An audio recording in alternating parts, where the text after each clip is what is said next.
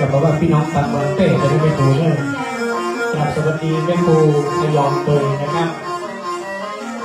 คุณแม่แจ้งซอศิลปินนะครับจากจังหวัดเต้นางร่วมนะครับยินดีกับลูกทั้งหลายนะครับวันนี้มาขอเอาเสียงปีเสียงซอในเชียงใหม่ต้อนรับพี่น้องเพื่อนนะครับในงานศิลปินจ้างปีจ้างซอฝากให้สมยุคนะครับในการมีงานไปเติมงานการโม้นะครับวันนี้มีงานหลายอย่างไม่รู้เนาะวันนี้คือบ้านมันในเราบุญบ้านมันวัดข้าวสังนะเจ้าตามหาวันครูรู้นะเจ้าเนาะแล้วก็ยังมีฉลองปริญญาโทของลูกสมยศตัวนะเจ้า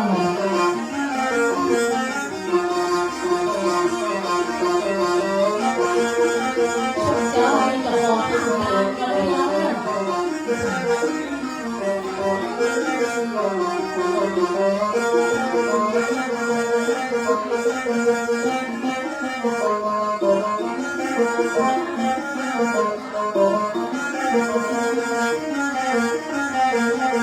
วันนี้บรรยากาศดีนะครับฝนฟ้าตกในช่วงตอนเช้าเป็นชุ่มเย็นถ้ามาเพื่อนใหม่ก็เห็นสักชุ่มแล้วก็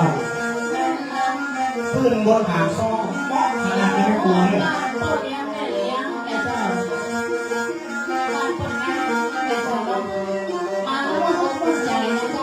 วันนี้เราเป็นรักซอพิเศษเลยโอ้บอกขนาดนะครับอภินันทนาการโดยพี่หนาแพงคูณนะครับหากซอเอาแบบเก่าๆนะครับเป็นการอนุรักษ์รักษาวัฒนธรรมและวิถีเนาะสุดยอดนะครับเพิ่มต่อหอคูเดินเลย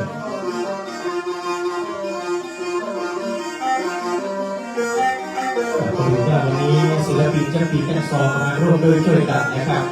ตั้งแต่ประมาณเริ่มจากซอเมืองเชียงใหม่ป้ากันมาห่อข้าวต้มนะครับ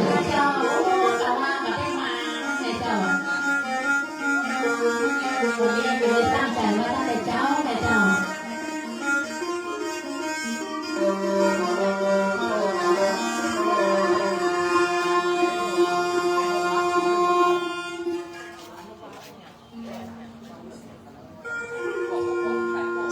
ในวันนี้นะเจ้า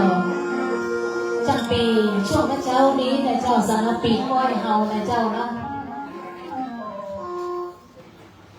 ไอเมดนะเจ้าอันนี้มาจากอำเภอจอมโตจังหวัดเชียงใหม่สำหรับปีการเฮาอาจารย์เต็มนะเจ้าปีเล็กนะเจ้าปีเล็กนี่ไอเอิญไอเนาะไอเอิญปออย่างว่าไอเฟิร์นเลยกมลศักดิ์สุวรรณกันธานี่ก็อยู่ไม่ลืมนะครับสำหรับมือซื้อนี้ได้รับเกียรติอย่างยิ่งนะครับจากอาจารย์โน้ตนะครับจากวิทยาลัยนาฏศิลป์จังหวัดเชียงใหม่นะเจ้าเนาะช่วงเช้านี้เราจะล่ำดากันก่อนนะเจ้าขออนุญาตตัวนี้นะครับ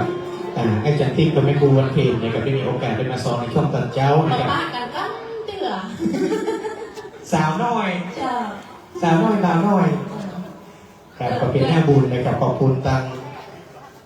เจ้าภาพพอตัวเนอร์บลัดบลืมนะครับว่าการเป็นพี่เป็นน้องนะครับเป็นพ่อครูแม่ครู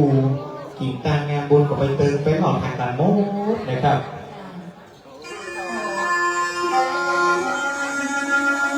ขอบการด้วยสายนะครับถวายความเคารพนะครับพระอาจารย์นะครับครูบาพระสงฆ์องค์พระเจ้านะครับพระเอกพระเอกทุกตนทุกรูปนะครับในสารคำนิมนต์เข้ามาในวันนี้สวัสดีพ่อเสวียนด้วยนะครับ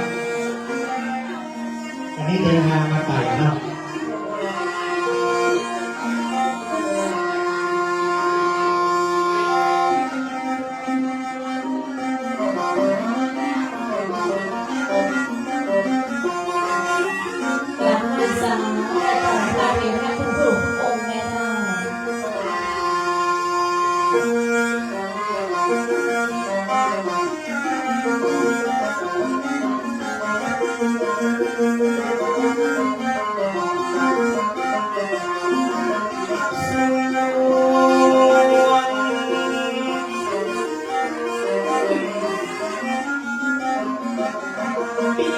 มยศจะทำคนงานเงินงานไม่เลือกเอางานมาหามาการได้พอพนาได้มีนึกถึงเตจักจะตุรักพิพัฒน์ได้พรสี่ประการ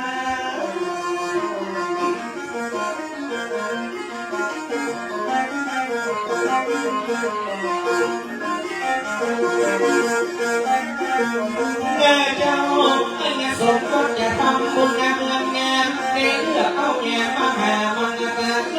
ได้ไปงานนิมนต์แม่พระบางสามท่านงานถ้าจะให้มารับกินรับตาตั้งงานบวกน้ำแม่เจ้าลูกงานผ่านเข้าถึงของเข้ามาของหวานสัพพะพวกอินสัพพะพวกตาขอลงวิญญาณแม่มาเอาเจ้าเจ้า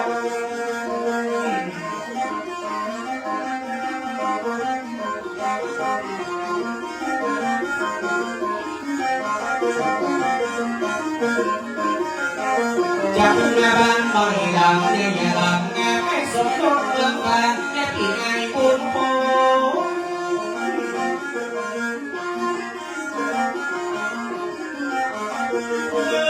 เจ้าก็เป็นอาวันดิ้งสีใส่เป็นว่าเป็นว่าเจ้าเนื้อก็มองคนดีดีเพราะบุญบ้านใหม่เด็กเลือกเอามาบ้านดีเป็นเพราะไม่รีถึงบ้านมาครั้งนี้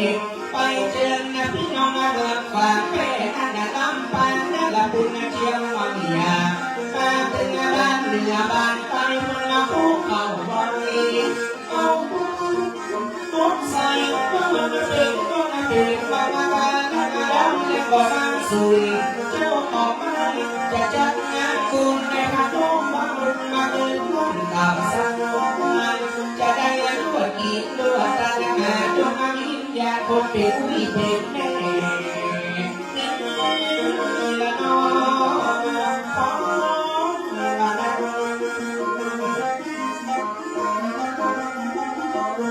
อตัวแม่ครูตื่นเต้นอย่างเลยนะเต้นป้าเมาหล่อ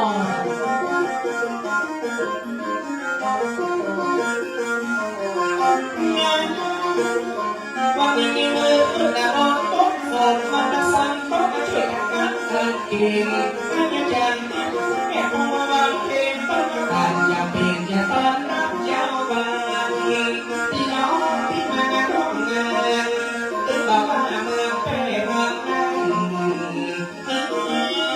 ละน้องเจ้าทรงยกมือยกราบน้อง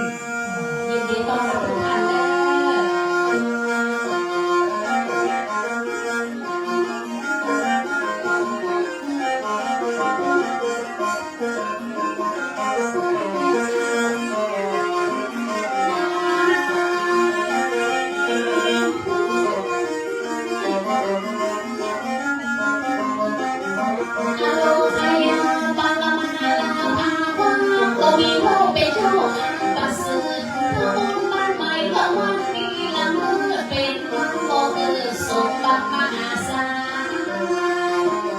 โรยแล้วก็โรยเต่า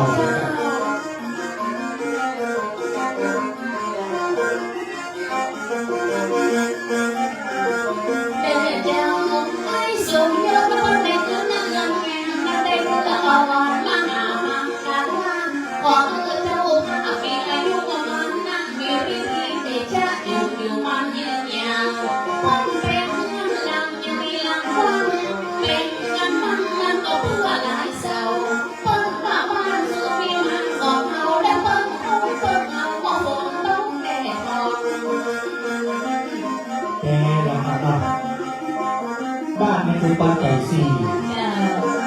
สตรีนี่คือปันไก่ที่ห้า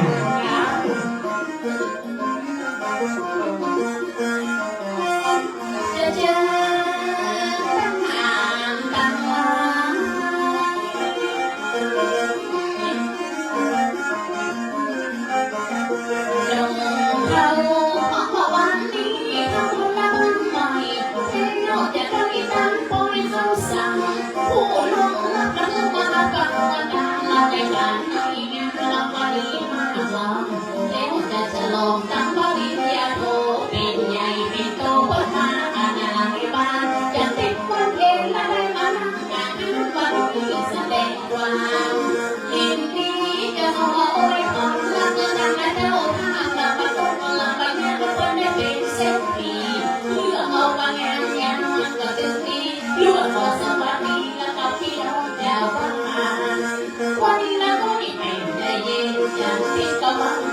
เราจะชวนกันทำและทำ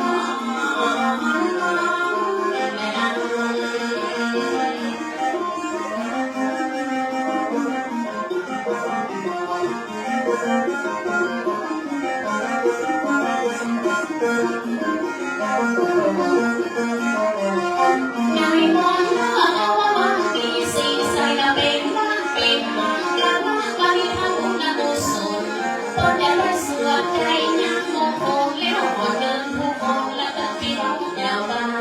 เลยมาพบนานาที่งานที่ดีและเปิดความงานงานมีวันนี้วันรู้ยาวและน้อง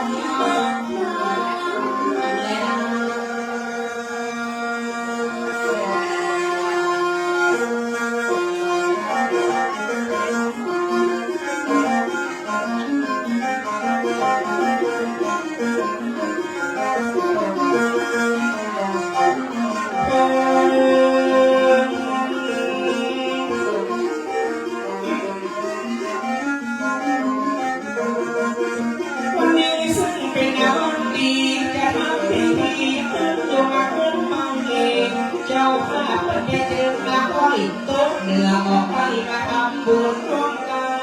น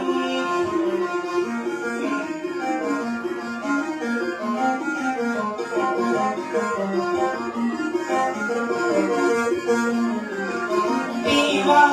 นี้อีตังกานากับมันนักนึกมาบ้านนางปัจจยมหอดคุ้มเพราะอีนักความมันจะเบ่งบ้านผมคุ้มเพราะเจ้าภาพจะได้ทำบุญสัตว์น้ำปีพี่น้องกินมันการต้อมบาลุกมันหายสูงวันนี้ทำบุญเพื่อได้รับผลบุญมันห้องบูปนมเต้นบาเบนบานาและเจ้าว่าแทนกระทู้แทน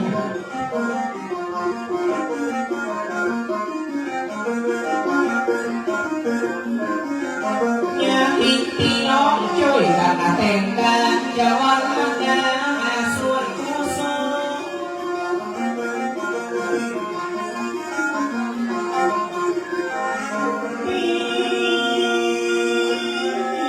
สัง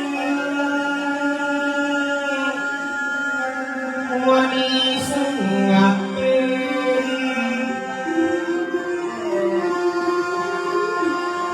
วัน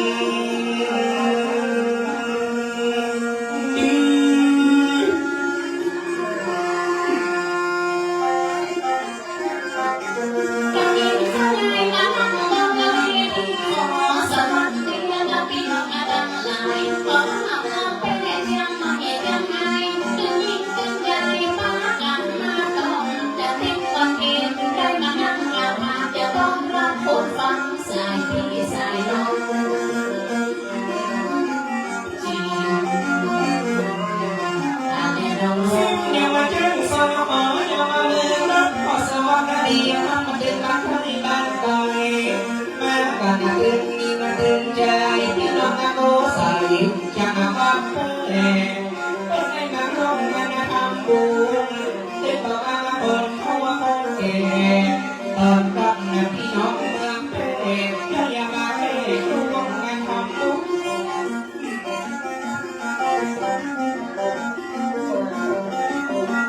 จะขึ้นมาบ้านเห็นและยกมือรับขอสวัสดีน้องบาลุกมาได้หายสูญพ่อก็มาก่อนพ่อก็มาลุนจะมาทำบุญนะครับเจ้าว่าหอมไปหอมมันปุ๊บว่าหอมเพื่อมันใส่เพื่อมันเจ๊งมันไฟเพื่อมันใส่มันได้และเจ้าจีและน้องจะมุ่งสิ้นมิ่งและจะมองดาวลบจะมองเขาร้องเพลงงานท่าส่งตีได้รับอาราธนานิมนต์หลายรูปหลายองค์เรามาดีช่วงเก้าก่อนละพิธีให้งานตัวจังโซเราจะชวนกันเล่าทำไมบูชากัน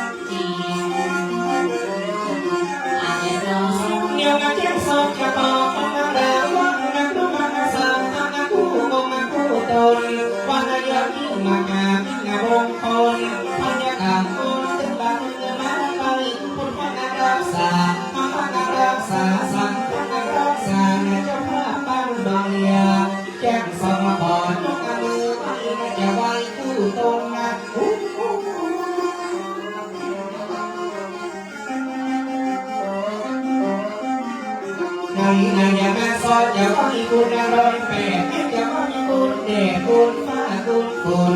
ไว้พักอินไว้พักยาคอยเสด็จลงมารักษาปกป้องไว้สิ่งวิเศษเต้าเกิดสมหวังมารักษาทางงานและคนฟังพี่น้องจีน้อง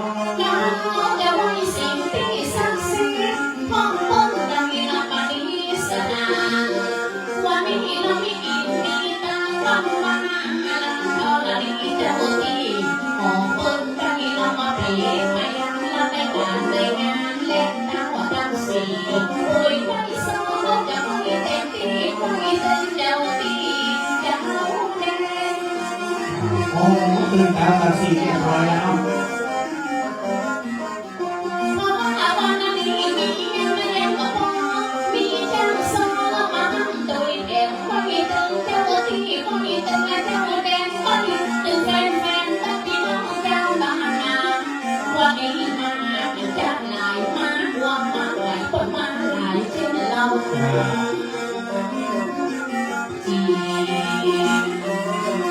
อะไรหรอ พี่น้องมาเมืองแพร่มาให้มาหอม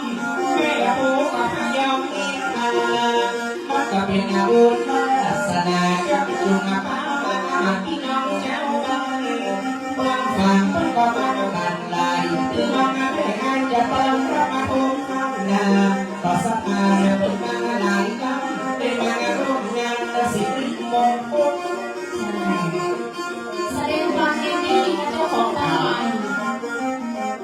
มันชุ่มมาบ้านเย็นนะถึงมาไม่มาอ้อนมาได้ไม่เดือดร้อนแต่เจ้าก็มีคนนะเพิ่งมาบ้านบ่อยเพื่อบ้านนะองค์โอยพอยากางคนถึงดังเมื่อมาตาย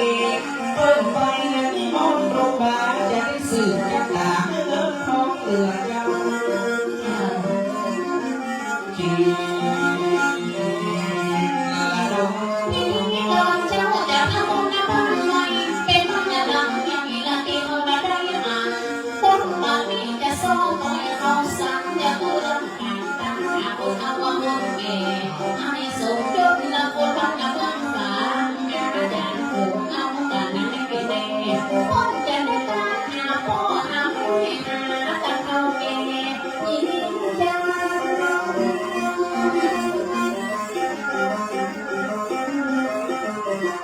ปัจจนาหาบังคับบุรุษที่ได้สุดเราได้สุดมุกหายจะตามหาไม่เห็นอะไรยังมาดีหาอะไรแล้วก็จะดังอังนาเขาจะอู้บริเขาสั่งของเปิ้ลจะได้การหาคนเล่านำ เอาเป็นอย่างนี้กันเนาะ แม่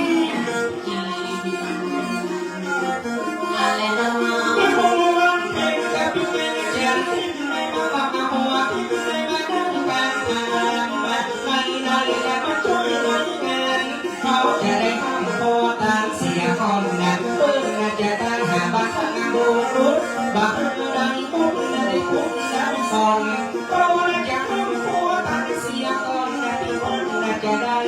คนมา ทั้งสองฝ่ายเริ่มจะมองแปดมองฝา เป็นวันนักกินเขาและบอกอย่างปากก็อันมากจะเปียกพุ่งใบบุญได้ในเจ้าภาพตั้งใจทำบุญตั้งหาว่าพักกับถึงในยายเที่ยวก็สะบัดหัวอีกว่าตาจะโซ่จึงวิญญาณมาโคตานก่อนเลย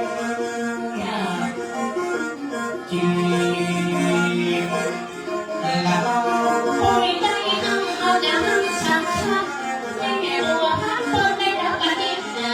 ไม่เห็นว่าที่ว่าเราคนไหนจะไปเราว่าไหนเราก็ตื่นจะได้เราคนจะได้การเราไปหาโปแฟนก็ได้กินในคนเป็นลูกเป็นเต้าก็จะได้ด่าพวกแก่พวกเขาที่ตายเข้าป่าสวรรค์เมื่อนั้น โอ้หลายคนเนาะไม่พูดเนาะ วันนี้เดี๋ยวพี่น้องกำลังเป็นที่เน้นที่เขากำลังจากฟังการหาผู้ที่มรณะประวัติแห่งเราจะได้เหนื่อยแม่รวมทั้งตัวข้าอารมณ์เปิดใจสิ้นลม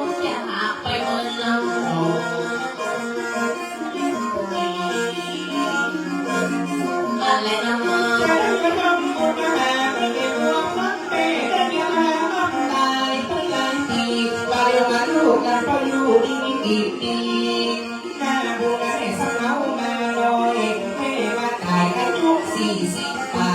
ถ้าลูกหลานยิ้มใจยังเรียบร้อยประเดี๋ยวน่าจะซ้อนน่าจะจ้อยน่าจะห้ามความเอาละตาลงตายน้อยน้องแม่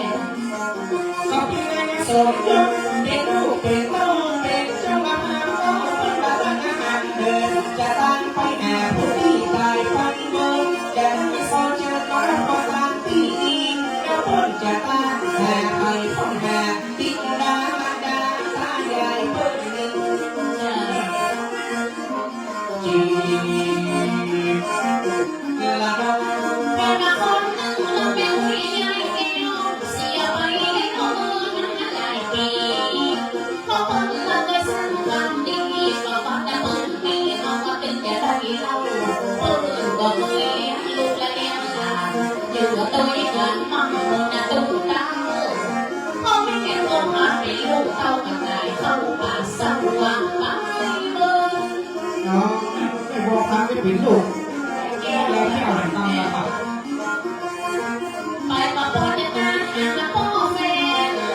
วันนี้ก็มีมันก็มีคืนพอมาพบน้ำเสียงคุณวันเบิร์แล้วจะเจอจะติดมาบอกว่าแม่เมื่อพักโอ้ฟังขนมวันนี้ก็ยังก็พู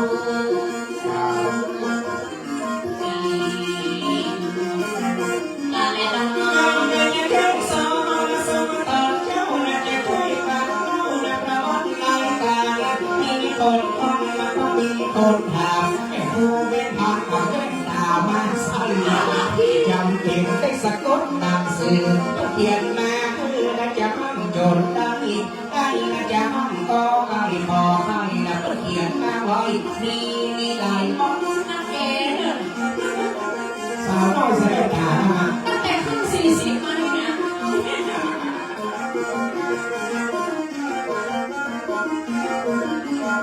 จะน้องเป็นมาสมตอบเจ้าน่าจะช่วยกันเล่าทางไม่ร้อยกันนะก็ประวัติผู้มองน้ำบอกว่ามีหัวพักในเพศใหญ่ขึ้นโอถึงบอกว่าพ่อแฟนเหมือนกันที่เพื่อนกินเพื่อนตามจะช่วยกันท่องจนเร็ว นั่งอ่านมาแล้วเราไม่ไป พอไป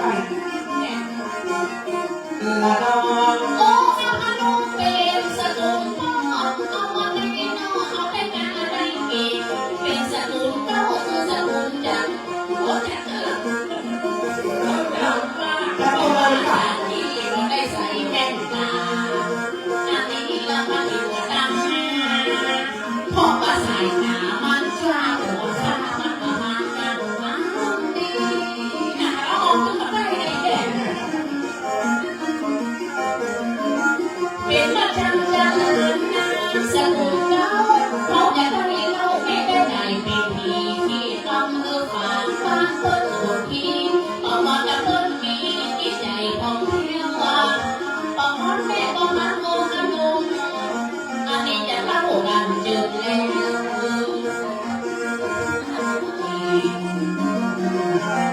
อะไรนะ เข้ามาช่วยกันเข้ามาช่วยกันตอบช่วยกันรับผิดชอบไม่ร้อยกันนะ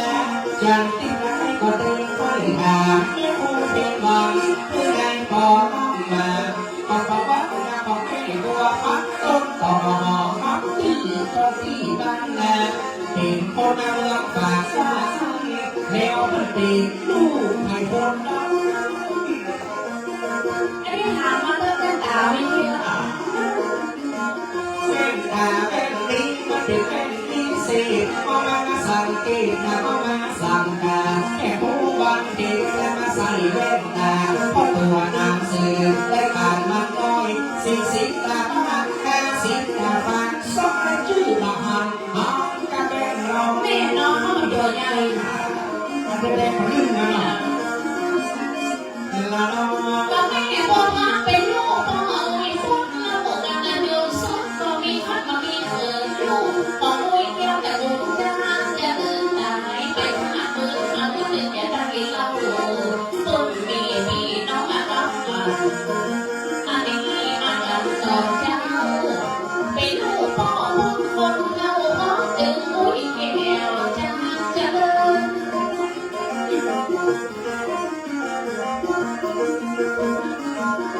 ก็คงมีการส่งกับพี่น้องจะเล่าจนท้องมามีทั้งมีคืนปีจะดูเขาจะดูจังเจริญทั้งเมืองเราจะเอามามีพี่ไอ้ที่เป็นปอดใจพวกเรื่องก็ซ้ำได้เราไปเมืองเช่นเรา อ๋อลูกคนแต่งกันอ่ะ มีสองคนพี่น้อง ลูกคนละโอยพูดละลูกไม่ได้โอยแก้วจะร้องแต่เอาแต่ลูกก็ซ้ำได้ลูกมาพ่อแม่มาเป็นลูกพ่อใจได้บุญบาลายตายตั้งเมื่อน้อยคนละที่สองพันมันเหมือนกันแต่ว่าพันจะเจริญจะห้องเรียบร้อยคนเก่าที่ตายปัญญาน้อยพอมาเพิ่มเป็นแล้ว เป็นชาวโลกไม่หมดหรอกนะ ลูกบอกว่าโอ้ยเจ้าลูกบอกว่าโอ้ยพุ่งอย่าทำจนสุดให้ยอมมาเข้าใจแต่พอตอนเป็นลูกเข้าใจเป็นอาการลูกก็คือมันหลังตัวเด็กๆตาดำๆสมาถึงแก่กำทักไปก่อนเรา บอกน้อยๆนะ จี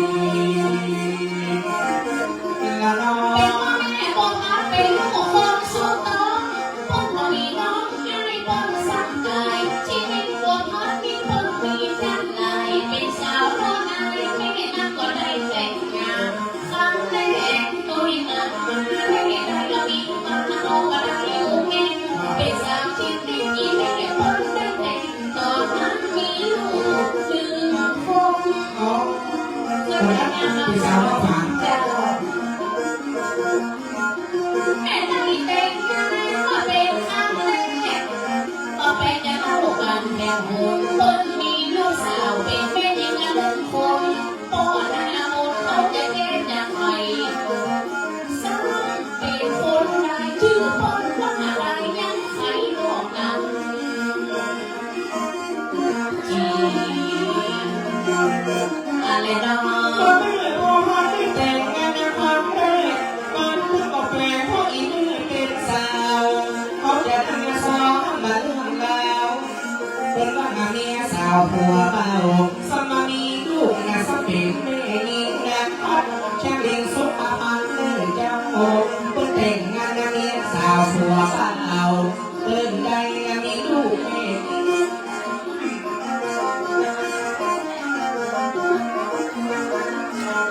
อ้ถึงอายุตามมาโอ้ถึงอายุต้องสั่งมันเกี่ยวข้องคนได้อยู่ต้องกันนะให้สมยศมันเพียงผู้ฟังมันเป็นลูกก็เสวียนว่าที่พ่อแม่ว่าพักได้แต่งงานรอบสองเพื่อสามีผู้ห้องเพื่อเสวียนพ่อหนึ่งน้อง สาวหล่อ จีเวลาเรา กันละมันมาละมันแม่บัวพัดเอากันมาแล้วก็มานั่งกันทางตั้งพิธีตั้งศพให้กันงานสักการะเปิ้นจะได้เลยจักสักจะได้บุกลงกลางวันนี้ก็นั่งทางเขาได้ช่วยกันคืนตั้งพิธีเปิ้นกันนางจะเริ่มเมาจะเริ่มหลอกโอ้ยฟังเขาว่าอะไรบ้างแต่เรา จากติดตลอดเวลาเขาจะขอเป็นฟังเขาจะได้ทำตัวมานั่งกลางทางเขาอาภิพิธีเพื่อจะเลิกทำกันสักก่อนเราพี่น้องเรามันมาให้ไปคอยว่ากันถูกทุกโลเอาลงโป่งลงเต้ากันและนางมาให้อดีตทักกันสักก่อนกันที่พี่แม่บุญจะลืมและกว่านั้น